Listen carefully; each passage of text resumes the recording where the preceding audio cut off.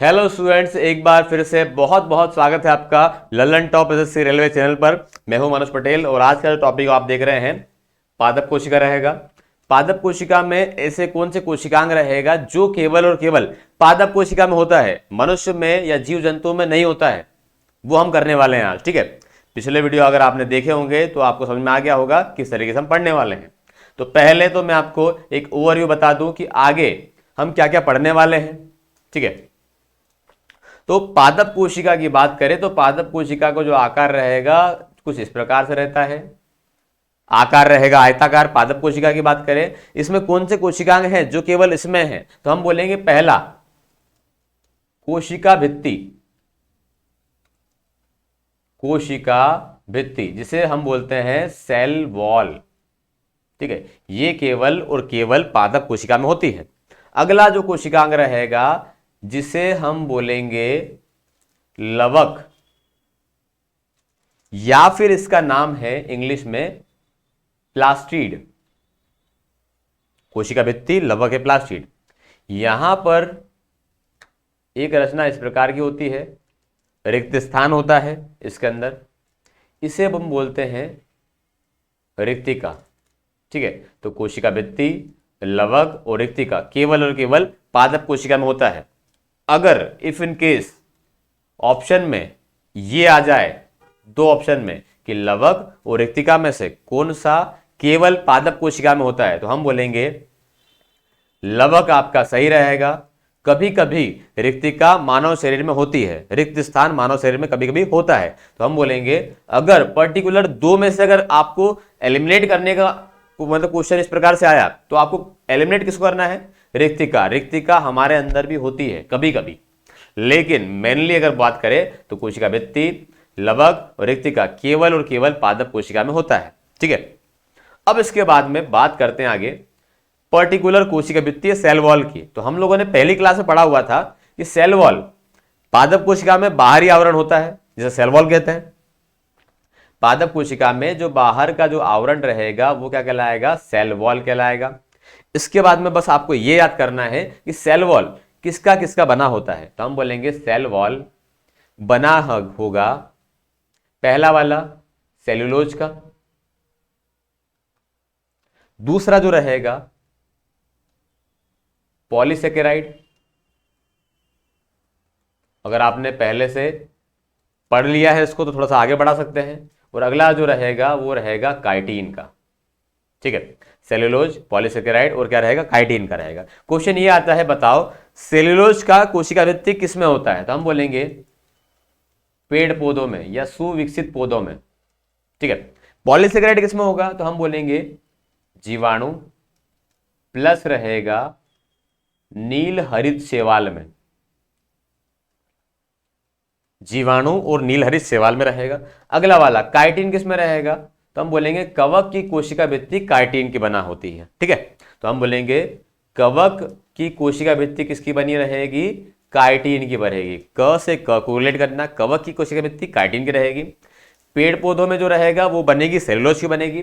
और जीवाणु की बात करें, बैक्टीरिया की बात करें या ब्लू ग्रीन एल्गी नील हरित शैवाल की बात करें तो ये रहेगा पॉलीसेकेराइड की बनी रहेगी। ठीक है, आगे बढ़ा जाए तो यहां पर कुछ पॉइंट था जो आपको याद करना है। ये आकार और सुरक्षा प्रदान करेगा। कोशिका भित्ति क्या करेगा? आकार और सुरक्षा प्रदान करेगा। अगर आपको डिटेल पढ़ना कोशिका भित्ति का तो पिछले वाले वीडियो में मिल जाएगा आपको। आगे बढ़े, जो काम का था मैंने बता दिया आपको पहले ही। इसके बाद में यहां पर आज का जो टॉपिक रहेगा उसमें पढ़ना है आपको रिक्तिका। वैक्यूलस की बात करें तो वैक्यूलस केवल और केवल पादप कोशिका में रहेगा, और कभी ऑप्शन में लवक या इसके बाद में कोशिका भित्ति, इन दोनों के साथ में अगर आपके साथ में ये आ जाए कि अगर बताओ निम्न में से कौन सा कोशिकांग केवल जंतु में होता है। ठीक है, तो यहां ऑप्शन अगर आ जाए लवक, सेल वॉल और आ जाए आपका रिक्तिका। ये मैंने क्वेश्चन बना दिया जिससे आप कंफ्यूज नहीं हो, मैंने इसलिए आपको बता दिया नंबर 1, 2 और 3। तो यहां पर हमको पता है लवक पर्टिकुलर पादप में होता है, जंतु में नहीं होता। सेल वॉल पर्टिकुलर पादप में होती है, जंतु में नहीं होती। लेकिन अगर यहां पर रिक्तिका दे दिया जाए, ऑप्शन में कुछ भी नहीं रहेगा, तो हम बोलेंगे रिक्तिका इज द राइट आंसर। ये दोनों गलत रहेंगे। रिक्तिका केवल मतलब सॉरी, जंतु में पूछ लिया तो हमको बोलना चाहिए कि रिक्तिका जंतु में रहेगी। लवक नहीं रह सकता, ना ही सेल वॉल रह सकती है, रिक्तिका हो सकती है। ठीक है, उम्मीद करता हूं समझना, जो समझाना चाह रहा था वो आप समझ गए होंगे। ठीक है, इसके बाद में हमको पढ़ना है रिक्तिका के बारे में। तो रिक्तिका की बात करें तो रिक्तिका में हमको याद करना है, रिक्तिका का जो आकार रहेगा, ये अगर पादप कोशिका मैंने बनाया तो यहां पर एक खाली स्थान रहेगा, रिक्तिका कहलाता है। इसका जो बाहरी आवरण रहेगा इसे बोलेंगे टोनोप्लास्ट। रिक्तिका का बाहरी आवरण क्या कहलाता है? टोनोप्लास्ट कहलाता है। पिछली बार के असिस्टेंट लोको पायलट में यह क्वेश्चन पूछा गया था टोनोप्लास्ट का। ठीक है, तो इसके बाद में यहां पर एक और पॉइंट आता है, पौधों की रिक्तिका या पुष्पों की रिक्तिका, सॉरी पौधों नहीं, पुष्पों की रिक्तिका में कौन सा वर्णक पाया जाता है? तो पौधों की रिक्तिका में वर्णक पाया जाता है जिसका नाम है एंथोसोनिन रंगवर्णक। क्या नाम रहेगा? एंथोसोनिन रंगवर्णक पाया जाता है। चलो, रिक्तिकाएं केवल पादप कोशिका में ही रिक्तिकाएं होती है जो एक झिल्ली से घिरी होती है। इस झिल्ली को बोलेंगे टोनोप्लास्ट बोलेंगे। इन रिक्तिकाओं के भीतर जलीय पदार्थ भरा होता है, इस जिसे एक कोशिका रस कहते हैं, जो निर्जीव पदार्थ होता है, तथा जिसमें लवण शर्करा वर्णक घुलित अवस्था में मौजूद होते हैं। तो यहां पर क्या रहेगा? लवण रहेगा, शर्करा रहेगा और रहेगा वर्णक। ठीक है, लवण शर्करा वर्णक। अगर मैंने बोला लवण को रिलेट करना नमक से, शर्करा को मैंने ज्ञात किया शक्कर से, वर्णक मतलब रंग वाला। ठीक है, लवण मतलब क्या हो जाएगा? नमक हो जाएगा, शर्करा मतलब शक्कर हो जाएगा, और वर्णक मतलब क्या हो जाएगा? रंग हो जाएगा। तो अगर आपको कोई सा जूस बनाना है तो क्या डालोगे आप उसमें? थोड़ा सा नमक डालोगे, थोड़ा सा शक्कर डालोगे, थोड़ा सा रंग डालोगे कलरफुल बनाने के लिए उसको। तो इस तरीके से याद कर लो रिक्तिका में क्या होता है, तो शरबत होता है। इस तरीके से आप बोल सकते हो उसको। ठीक है, पुष्पों की रिक्तिका में उपस्थित एंथोसोनिन रंग वर्णक की उपस्थिति के कारण पुष्पों में रंग पाया जाता है। तो पुष्पों में रंग का कारण क्या रहेगा? कौन सा वर्णक? एंथोसोनिन रंग वर्णक। और कहां पाया जाएगा? तो हम बोलेंगे वैक्यूलस, मतलब रिक्तिका में पाया जाएगा। आपको बताना है पुष्पों का अध्ययन, कमेंट में बताइए पुष्पों का अध्ययन क्या कहलाता है। देखते हैं कौन आंसर देता है। ठीक है, पुष्पों का अध्ययन क्या कहलाएगा। ठीक है, आगे बढ़े। इसके बाद बात करते हैं आगे लवक की, प्लास्टिड की। आपको पर्टिकुलर यही पढ़ना है, प्लास्टिड। ठीक है, लवण की बात कर, लवक की बात करें, प्लास्टिड की बात करें, तो ये बात करें क्या होता है, तो हम बोलेंगे पादप कोशिका में इस तरीके से एक रचना होती है लवक की, जो 3 प्रकार का होता है। मेनली जो रहेगा टाइप 3 रहेंगे।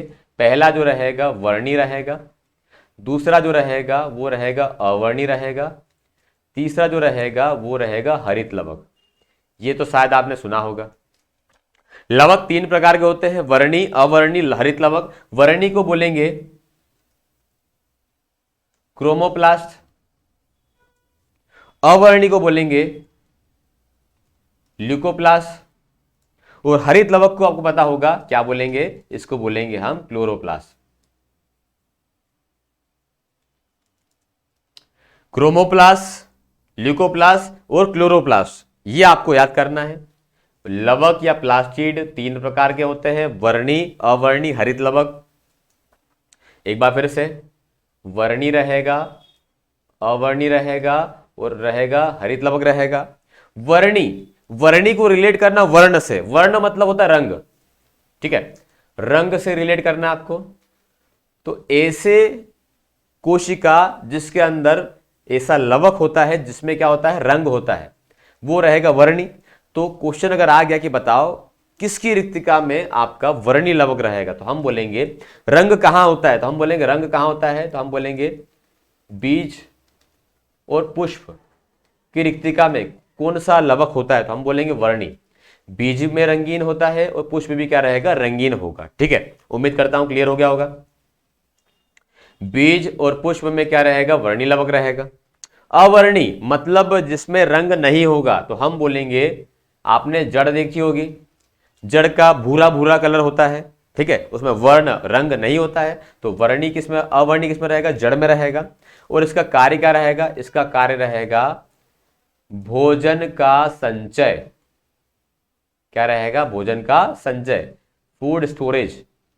क्या करेगा ये, फूड का स्टोरेज करेगा। ठीक है, वर्णी जो रहेगा रंग रहेगा, बीज और पुष्प में रहेगा।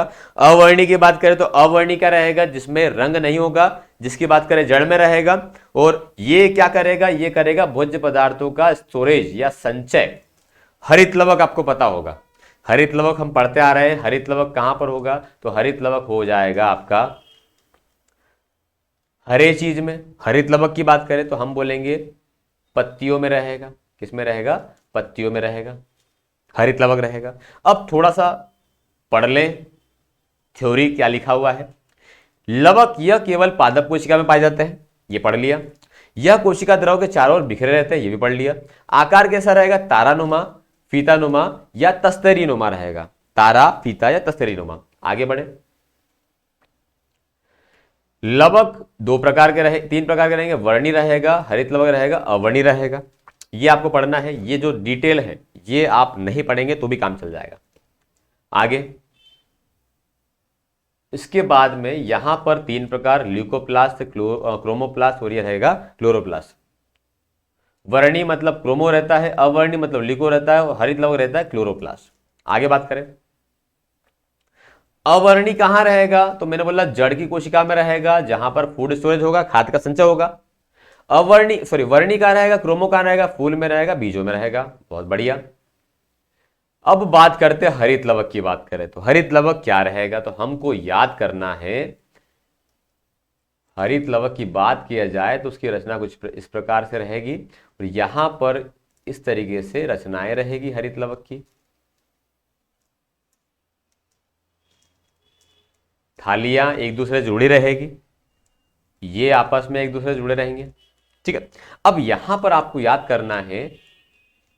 अब अगर मैं थोड़ा सा फायदा उठाऊं, क्योंकि ये हरित लवक है, क्या है ये, हरित लवक कैसा होगा, हरा होगा। ठीक है, अब यहां पर देखो, यहां पर ये एक जो थाली दिख रही है, एक सर्कल जो दिख रहा है, इसको बोलेंगे हम ग्रेनम। क्या बोलेंगे इसको, ग्रेनम बोलेंगे। ठीक है, इसके बाद में सॉरी सॉरी सॉरी एक मिनट, थोड़ा सा मिस्टेक हो गया। एक जो थाली है इसे हम बोलेंगे थाइलेक वाइट, इसलिए मैंने थाली शब्द यूज किया था। एक थाली है जिसे हम बोलेंगे थाइलेक वाइट, और ये जो ग्रुप है, ग्रुप ऑफ थाइलेक वाइट,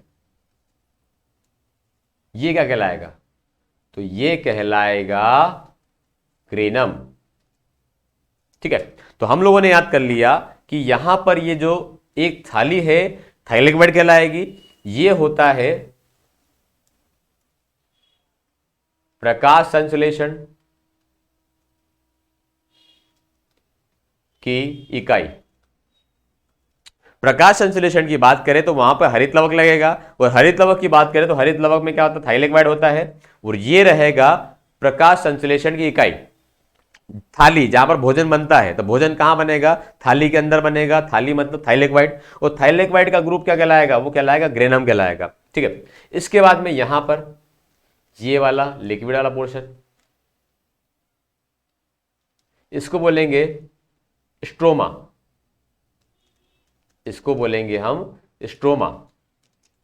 इसके बाद में यहां पर ये जो पॉइंट है ये वाला, ये कहलाएगा लेथेला। ठीक है, उम्मीद करता हूं पूरा क्लियर हो गया होगा। और बता दूं मैं आपको, प्रकाश संश्लेषण की इकाई थाइलेक वाइट रहेगी, थाली में भोजन बनेगा, ग्रुप ऑफ थाइलेक वाइट ग्रेनम कहलाएगा।